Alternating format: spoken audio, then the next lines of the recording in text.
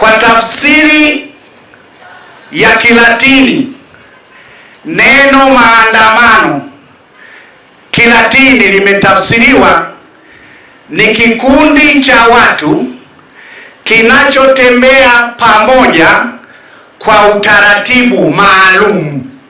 Ndio tafsiri ya maandamano Kilatini, wakiwa na ajenda maalum, wakiwa na njia walizoeleza wenyewe.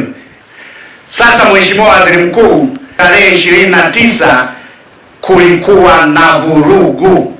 Vurugu hizo umeziona.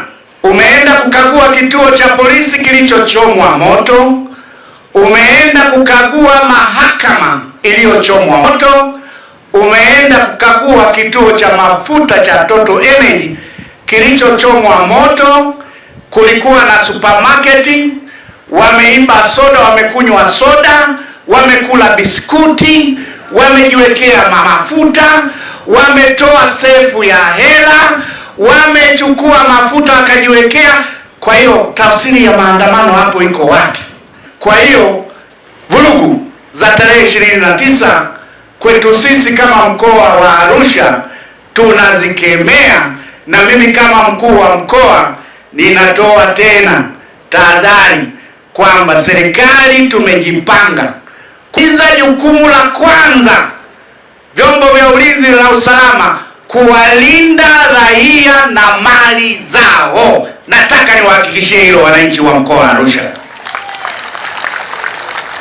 Hatutotaka tena vurugu hizo za tarehe 29 zitokee tena katika mkoa wetu wa Arusha.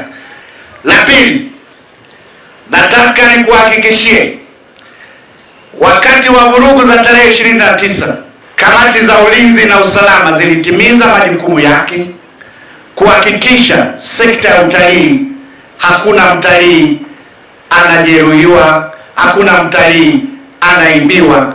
Tulihakikisha, na ndio maana watalii wanaendelea kuja, ndio maana utalii unaendelea kukua. Nataka niwahakikishie Watanzania, Arusha inajulikana ni sehemu ya kufanyia utalii na mikutano mbalimbali. Nitoe wito kama mkuu wa mkoa, karibuni Arusha mnaotaka kufanya mikutano yoyote ya kimataifa katika mkoa wa Arusha.